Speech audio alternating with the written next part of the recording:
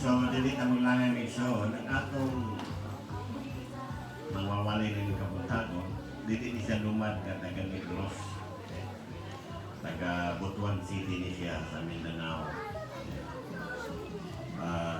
He was formerly under the Assembly of God, but now under the Throne of Grace. Negosyante at the same time the pastor. So, ang simbahan to as dangin sa maayong tubig. Dangin ang ngalan siya church is Open Heaven Church. Kuya siyang asawa na si Servioli, silang duha ng alaga dito sa mga 10 years na. Pulo na katuig silang nagkailalong sa mga ang ilang simbahan. I-bless po sa Ginoo. So, katulad ko na si kasinatian sa pag-alagad sa Diyos. Okay? So, dili sa maglangay atong sugaton sa masipagpakpak si Pastor John Rivera.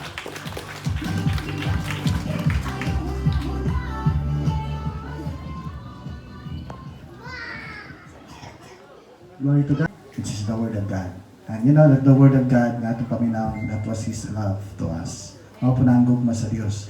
That is why, tutuki pag-ayo ang pulong sa Ginoo, paminawa pag-ayo, pag-abot sa balay, tuni, araw na imong pagtuo mutubo. Amen? Just like the very young, right? No, naminaw sila sa pagwali ni Paul, pagwali sila balay, lang tukion.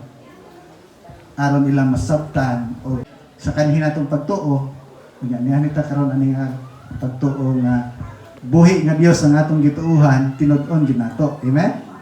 So dili tong relihiyoso kaniadto natong nga pagtuo. No nga ingon ta kay ting simba ta.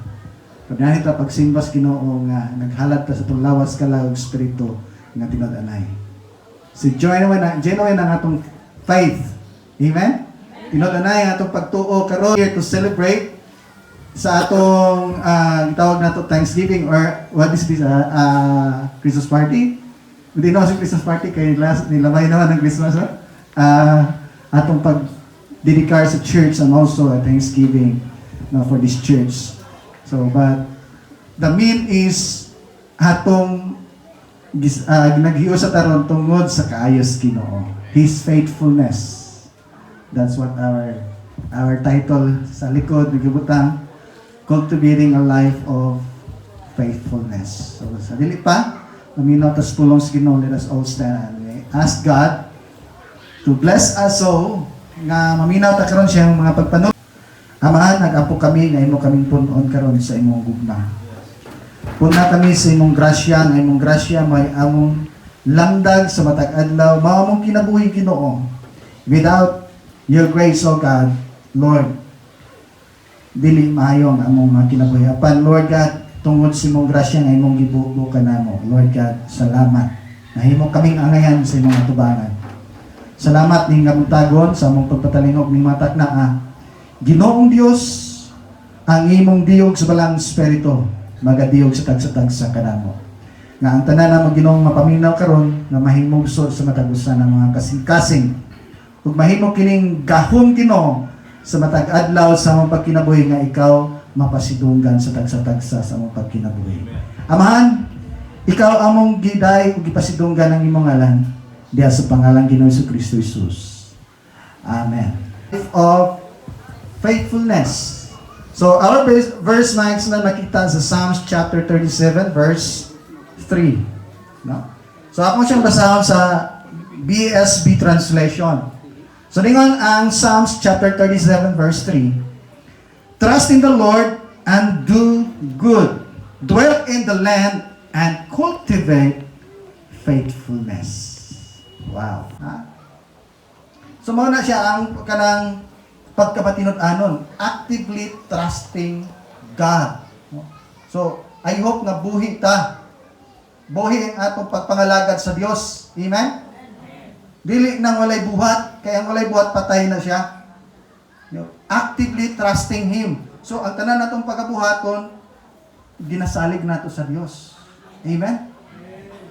All we act, atong gihimo para sa kaymahaan sa Dios mga kaigsunan. So, whether good ang atong sitwasyon, or in hard times, or in sufferings, no, or all the circumstances, mga kaigsunan, kinahanglan mahimo tang kapiyalan. Be reliable in your commitment. Amen? Cultivating a life of faithfulness begins with recognizing both a commitment nga atong gihimo dias Ginoo o sa atong gitawag espirituhanong bunga. Bunga sa Espiritu Santo nga gikan sa atong Dios Amahan nga nasa langit nga gihatag kanato. So, the Bible present faithfulness as reflection of God's own character. Right? No? So, ang Biblia ko nagpresenta sa pagkamatinud-anon si Ginoo. And reflection, so sa hulagway, no? Sa Dios. Iyahang kinaiya sa Dios. Hallelujah. Ang Biblia nagpadayag, no? Which believers are called to be, kitang tanan, gitawag ta nga atong himuong sumbanan o himuon natong mirror sa matag adlaw natong kinabuhi ang pagkamatinud-anon sa Dios. Amen? No? So kinahanglan nga kita nga mga Kristohanon or believers o katawhan sa Dios, we mirror God's faithfulness in our daily lives. Amen? Hallelujah.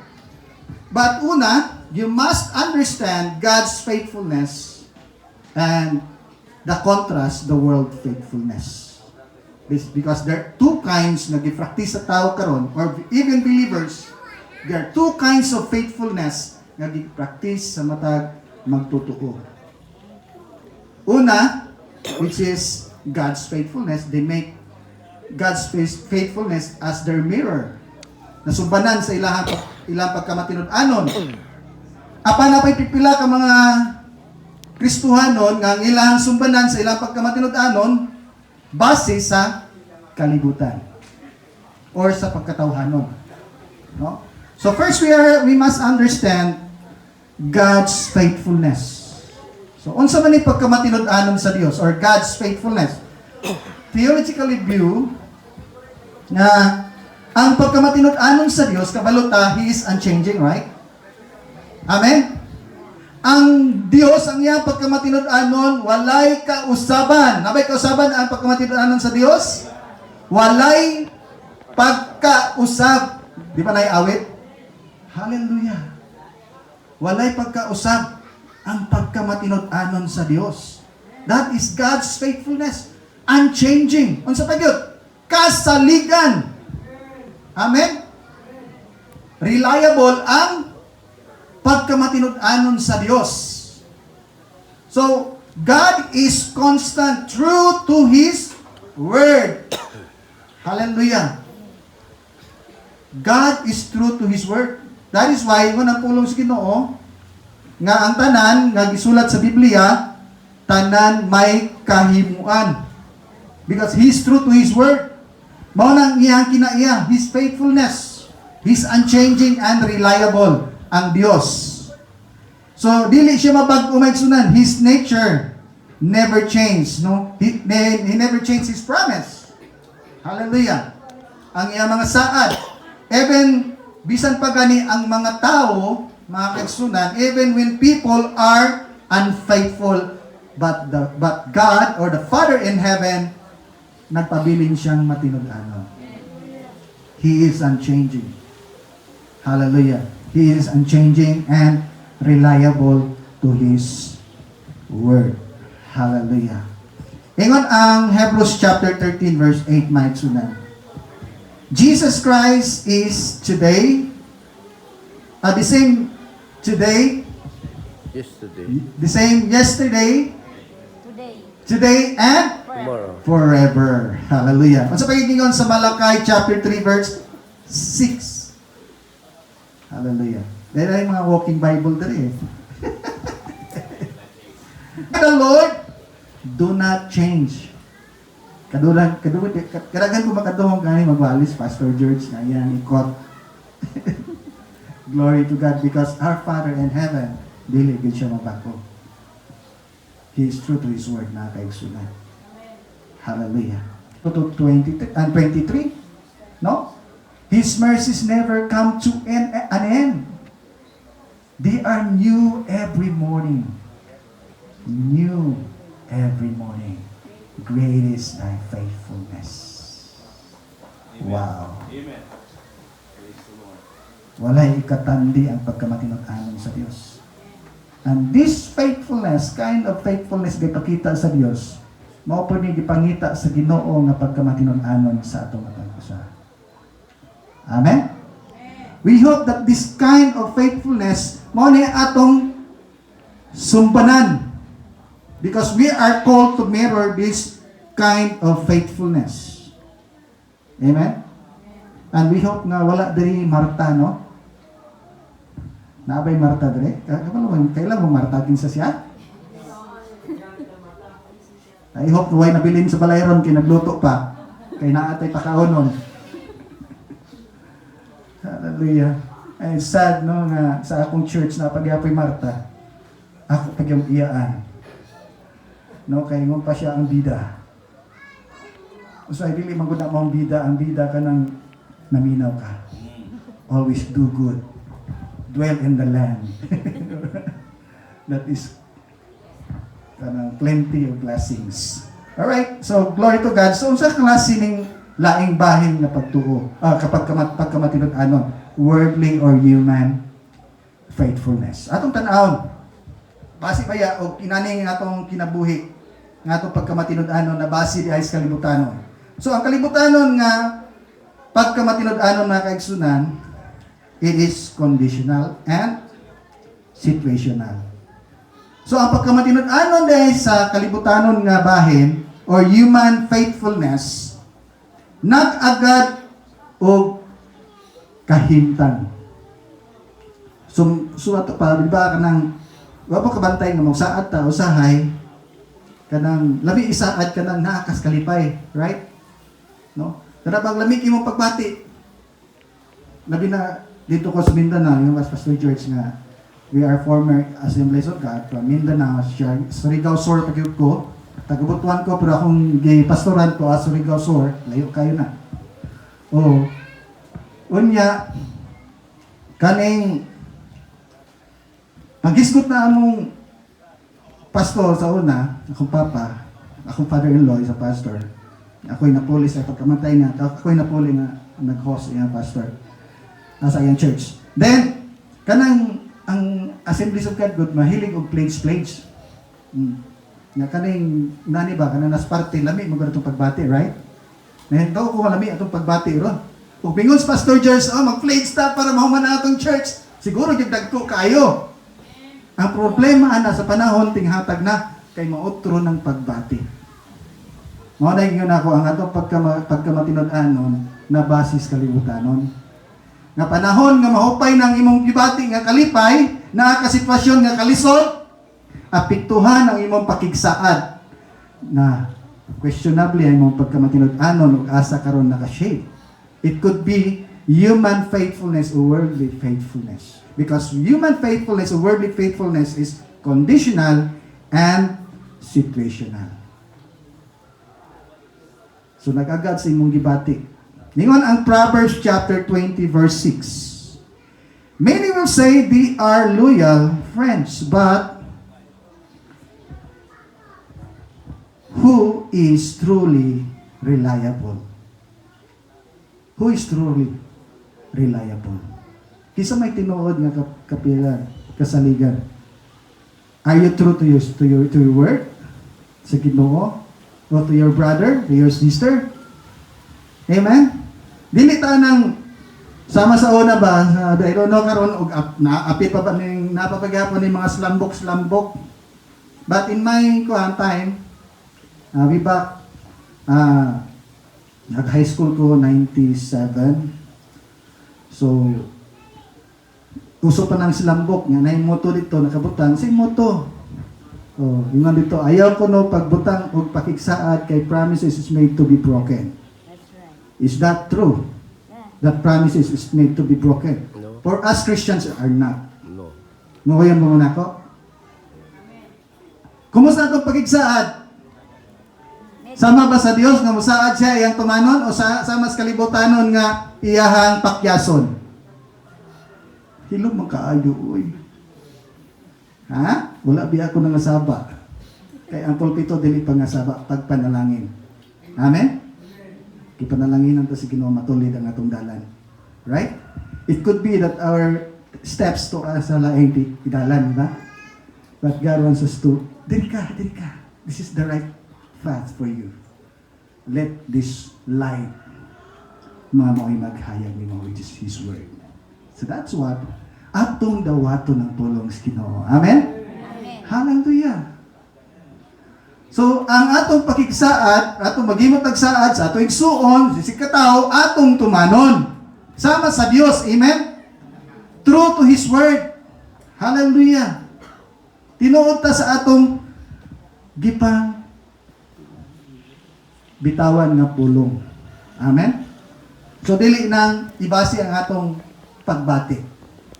Nga pagkahuman sa pagkahupas sa imong kalipay o kadasig, na otro ang imong desisyon. No? So, be loyal. No?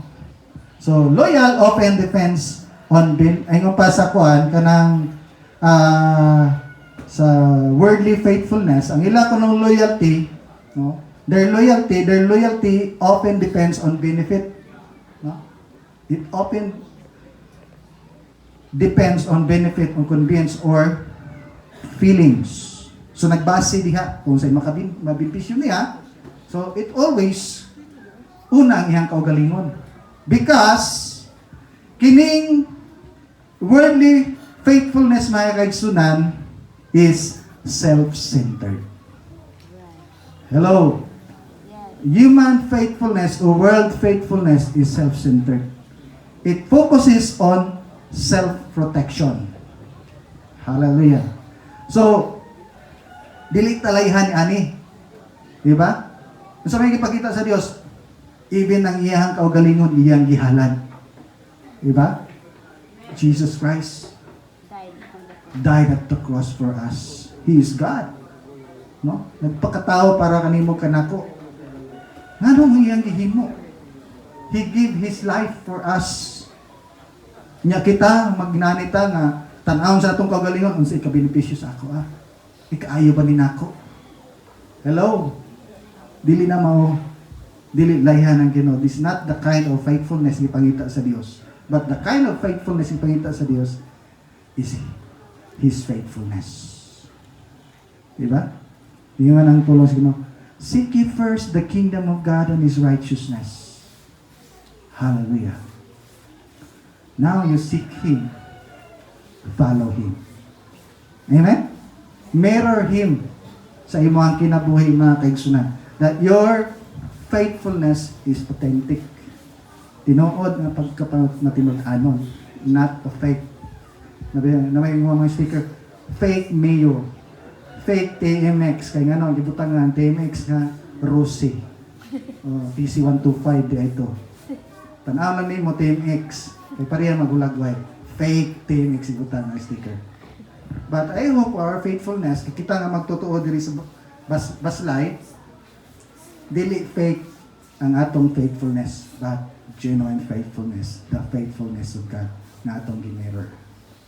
Amen? So application nato mga kaigsunan, recognizing God's contrast faithfulness, provide comfort and strength when human faithfulness fails.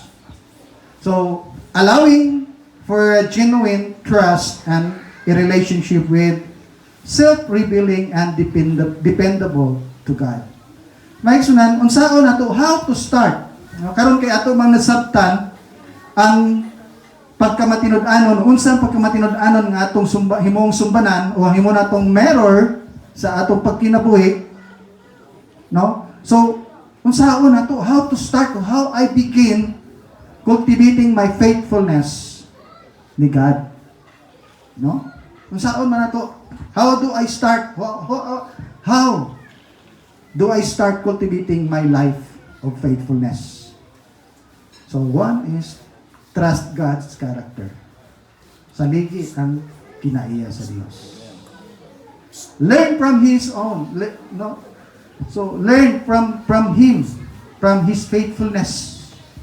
So seeing Him as a reliable, steadfast source of love and provision, which builds your confidence to be faithful. Hallelujah. So may magpundar nimo. No? Kung himuhan nimong sumbanan ang pagkamatinud-anon sa Dios, o imo siyang gilantaw nga siya kasaligan, kusgan, mahigugmaon o maluluyon o ang Dios sa masigihon kayo ng bali ang provision diri napita sa basay tinuod. Kung ang Dios ang tao nang alagad sa Dios sumala sa atong bersikulo diri sa Salmo 37, no? So you dwell in the land nga maayo. Hallelujah. Glory to God. So dalay ko ng ngalan sa Dios kung ang Dios siya ang atong sumbanan, ang iyang pagkamatinud-anon mga kaigsunan. So we build our confidence to be faithful. Hallelujah. So, ikaduha, how to start our faithfulness or cultivating our faithfulness, seek His will. No? Pangita ang iyang kabubuton, seek His will mga kaigsunan. Prioritize your relationship. Amen? Dili kay usahay pagka Domingo, pastor, pwede ko excuse. Ano man, na akong pag-umangkon, na akong special na anak ni Uli. Ang mall sa ni, shopping sa ni pastor. Ang kinuon na araw na ni Domingo. Hello! Good morning. Mga kaigsunan, seek His will. Your faithfulness should be how you cultivate it. First, no? Saligi ang kinaiya sa Diyos, then second, seek His will. Prioritize your relationship with God. Hallelujah. Through prayer, through scripture reading, pagbasa sa pulong Ginoo, pagtuon sa pulong Ginoo. Aron imong masabtan ang kamatuoran o ma-align ang imong kinabuhi sa Dios. Amen? So din na pareha sa una nga humagsimba mo na yun na PPP pa, no? Paminaw, pasinaw, pauli. Karaan man na pastor. Tinuod ng pud na. Karaan tuod pero tinuod. Paminaw, pasinaw, pauli. Karaan na itong binuhatan ba? Dili na. Mga born again naman tari, eh?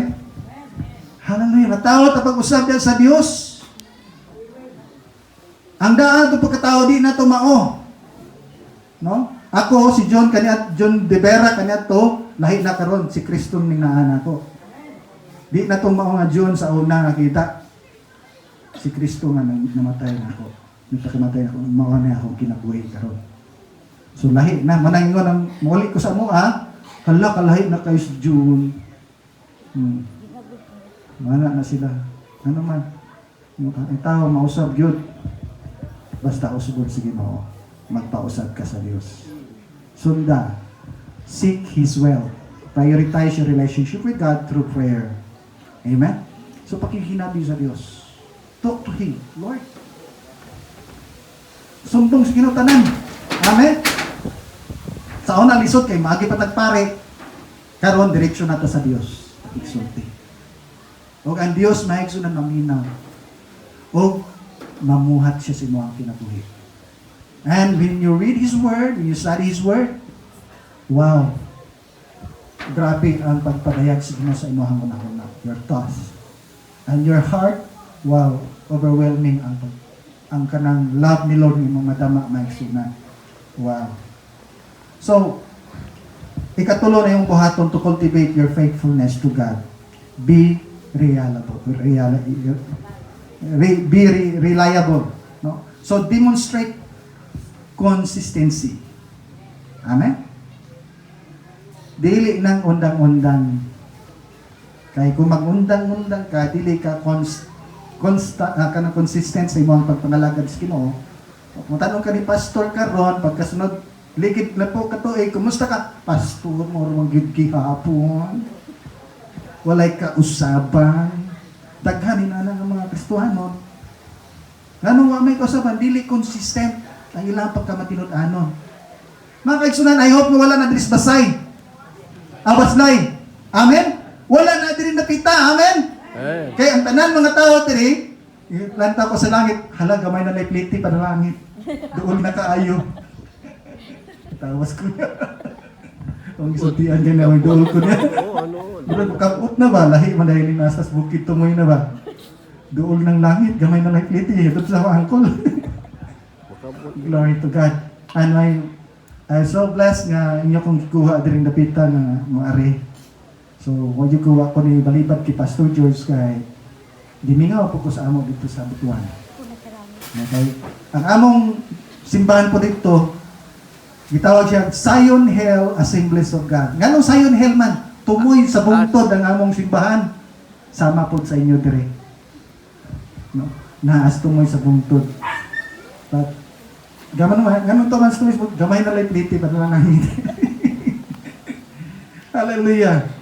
So mga kaigsunan, prioritize your faithfulness. No, sa imong pagpangalagad sa Ginoo mga kaigsunan. So himo kang kasaligan, no, sa imong pagpangalagad sa Ginoo. So be consistent in your current commitment sa Ginoo. Amen. So walay luya-luya. Amen. Kanang mga pagsulay di na ikaluya. Dugang kusog na Hinoon. Amen. Amen. Dugang kadasig mga problema ihatag sa Ginoo.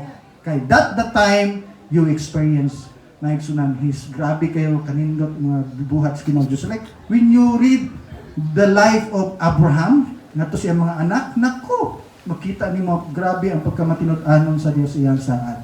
O sa imong kinabuhi-usab. Basta lang imong buhaton nga consistent ang imong pagpangalagad sa Ginoo nga kaigsunan. So in essence, a faithfulness life is built by consistency, choosing integrity in the unseen, no? So asa man ngadto sa Dios atong amahan nga dili nato makita. Hallelujah. No? And allowing God to test. So let's allow God to test our faithfulness. Aron mo tubo. No? And grow your trust through His Word. Amen. So glory to His wonderful name. So our life is full of challenge. But those challenges enable us, mga kaigsunan, gagamiton sa Ginoo na para ibukbuk niyang panalangin. Mauna ang inyong nasinati diring napita. Ayaw na kundangan. Amen? Nagapanindog ta. Thank you, Lord. Amahan, nalingit noon, ikaw mong gidahig o Diyos, o kipasitong ganin mo ganun. Salamat sa imong pagpanulti ka na mo karon. Ang imong mga pulong, Lord, gamahanan. Kay mao ka ng among gisaligan sa among kinabuhi adlaw-adlaw ka.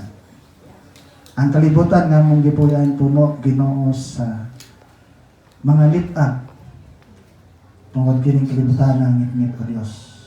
Apan ang imong kahayag Ginoo. That is enough for us, O God. Enough na dili nami masalaag Ginoo.